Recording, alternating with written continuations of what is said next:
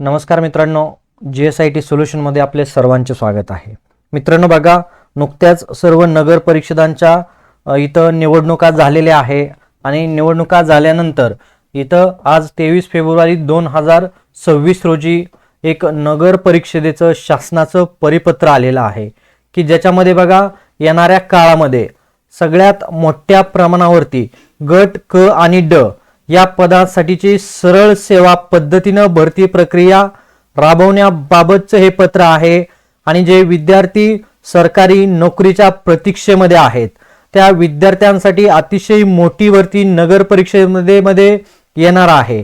तर आता त्याच्यामध्ये बघा एकूण 19 विविध पदं भरली जाणार आहेत गट क आणि ड या वर्गातील.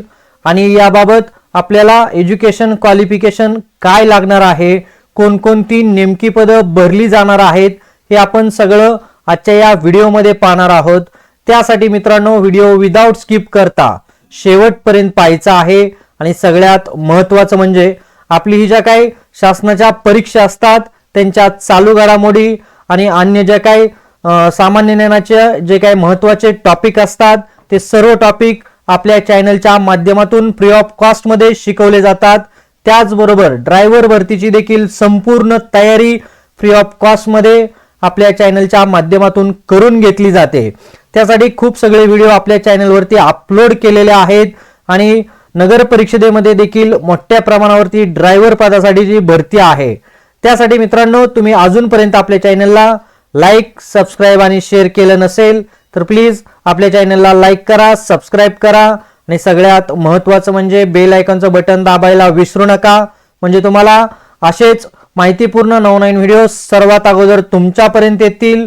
आणि माझी एक तुम्हाला विनंती राहील मित्रांनो, तुम्ही अजूनपर्यंत आपल्या चॅनलची ही लिंक जास्तीत जास्त तुमच्या मित्रांपर्यंत, नातेवाईकांपर्यंत पोहोचवली नसेल तर प्लीज ही आपली लिंक जास्तीत जास्त तुमच्या मित्रांना, नातेवाईकांना शेअर करा की जेणेकरून तुमच्या एका शेअरनं तुमचे जे काही मित्र नातेवाईक आहेत ते जॉबच्या प्रतीक्षेत असतील तर त्यांच्यापर्यंत ही ॲक्युरेट जी माहिती आहे ती माहिती उपलब्ध होईल.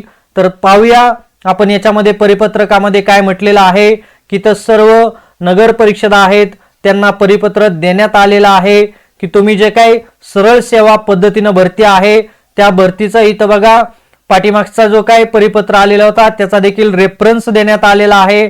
आणि भरतीबाबतच्या सूचना इथं देण्यात आलेल्या आहेत. मित्रांनो बघा काय आदेश आहेत, खूप मोठी ही जाहिरात आहे, जवळपास 18 पानांचं हे परिपत्र आहे. तर त्याच्यामध्ये तुम्हाला ज्या महत्त्वाच्या गोष्टी आहेत त्या सर्व महत्त्वाच्या गोष्टी मी सांगणार आहे की तिथं पदं कोणकोणती भरलेली आहेत. तर बघा पहिलं जे पद आहे ते वरिष्ठ लिपिकचं पद आहे, पदोन्नतीनं असणार आहे. त्याच्यामध्ये मान्यता प्राप्त विद्यापीठाची तुमची पदवी असली पाहिजे. त्याचबरोबर तुमच्याकडे 30 शब्द प्रति मिनिट मराठी आणि 40 शब्द प्रति मिनिट इंग्रजीचं टंकलेखनाचं ज्ञान आवश्यक आहे. त्याचबरोबर शासनाच्या प्रचलित धोरणानुसार लिपिक टंकलेखन रोखपाल पदावरती किमान 3 वर्षाचा अनुभव असणार आहे. हे कशासाठी आहे? पदोन्नतीसाठी आहे. लिपिक टंकलेखक गट क च 50% पद ही सरळ सेवा पद्धतीने भरली जाणार आहेत. त्याच्यामध्ये मराठी आणि इंग्रजी टायपिंगची अट आहे. MSCIT ची देखील या ठिकाणी अट देण्यात आलेली आहे. आणि सगळ्यात महत्त्वाचं म्हणजे तुमची मान्यता प्राप्त विद्यापीठातून काय झाली असली पाहिजे, डिग्री असली पाहिजे. आणि 50% पदोन्नतीनं इथं पदं भरली जाणार आहेत. येणाऱ्या काळामध्ये लवकरच मित्रांनो याची एकूण जागा किती असणार आहेत, कोणकोणत्या नगर परिषदेमध्ये किती जागा आहेत, कोणकोणती पदं आहेत याची सविस्तर जाहिरात मित्रांनो अलीकडच्या येणाऱ्या काळामध्येच प्रसिद्ध होणार आहे. तरी तुम्ही चॅनलला लाईक, सबस्क्राईब आणि शेअर करायला विसरू नका. कारण अशी जे काही नोटिफिकेशन असतात ते मी सर्वात अगोदर तुमच्यापर्यंत देण्याचा प्रयत्न करत आहे. बघा लघु टंकलेखक इथं गट क च पद आहे. ही 100% पद जी आहेत ती कशातून भरली जाणार आहेत? सरळ सेवा पद्धतीनं, मान्यता प्राप्त विद्यापीठाची डिग्री. आणि इथं बघा मराठी आणि इंग्रजीचं तुमचं 80 शब्द प्रति मिनिटाचं काय असलं पाहिजे, स्पीड असलं पाहिजे लघु टंकलेखनाचं. आणि मराठी 30 शब्द प्रति मिनिट, इंग्रजी 40 शब्द प्रति मिनिट हे तुमचं टंकलेखनाचं स्पीड असणं आवश्यक आहे. त्याचबरोबर MSCIT देखील तुम्हाला झालेली असली पाहिजे. पुढचं वाहन चालक बघा सरळ सेवा पद्धतीनं सगळी भरती असणार आहे. तुम्ही 10वी उत्तीर्ण असणं आवश्यक आहे. हलक्याने वाहन चालवण्याचं तुमच्याकडे परवाना असला पाहिजे, वाहन चालवण्याचा 3 वर्षाचा अनुभव असणं आवश्यक आहे, मोटार वाहन दुरुस्तीचं देखील तुम्हाला तिथं काय असलं पाहिजे, प्रमाणपत्र असणं आवश्यक असं आहे. बघा ह्या ज्या सगळ्या गोष्टी आहेत त्याच्यावरती आपल्या चॅनलवरती डिटेलमध्ये व्हिडिओ अपलोड केलेले आहेत, ते तुम्ही पाहू शकता की वाहन देखभालीचं सर्टिफिकेटचा फॉर्मॅट कसा असावा, त्याचबरोबर तुम्हाला अनुभवाच्या प्रमाणपत्राचा फॉर्मॅट कसा असावा, या सगळ्या गोष्टी तुम्हाला तिथं दिलेल्या आहेत.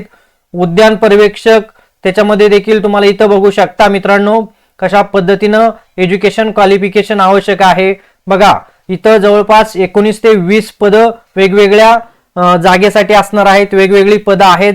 कारण मी सगळ्या पदांची डिटेल माहिती वाचत बसेल तर हा व्हिडिओ मोठा होईल, त्यामुळे मी तुम्हाला इथं पद सांगत आहे आणि इथं तुम्हाला त्याचं एज्युकेशन क्वालिफिकेशन दिलेलं आहे, ते तुम्ही पाहायचं आहे आणि तुम्ही ज्या पदासाठी पात्र आहात त्याचा स्क्रीनशॉट घ्यायचा आहे. आणि मित्रांनो सगळ्यात महत्त्वाचं म्हणजे ही जी पीडीएफ आहे ती पीडीएफ देखील मी काय करणार आहे, या व्हिडिओच्या डिस्क्रिप्शन बॉक्समध्ये त्याची लिंक दिलेली आहे, तिथून तुम्ही पीडीएफ देखील डाउनलोड करू शकता. तांत्रिक सेवामध्ये बघा गाळणी चालक किंवा प्रयोगशाळा सहाय्यक गट क चं पद आहे, इथे तुम्हाला त्याचं एज्युकेशन क्वालिफिकेशन दिलेलं आहे. जोडारी म्हणजेच वीज तंत्रीचं देखील इथं तुम्हाला एज्युकेशन क्वालिफिकेशन बघा, याच्यामध्ये तुमचा शासन मान्य जे काही प्रशिक्षण संस्था आहेत त्याच्यामधून वीज तंत्री किंवा नळ कारागिरीचा अभ्यास पूर्ण असावा, 3 वर्षाचा अनुभव मागितलेला आहे.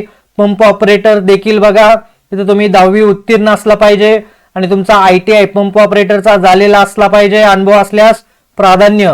तारतंत्री वायरमन ITI असणं आवश्यक आहे, 10वी असणं आवश्यक आहे. अनुरेखक तुमचं 12वी असणं आवश्यक आहे आणि ITI अनुरेखकचा झालेला असला पाहिजे.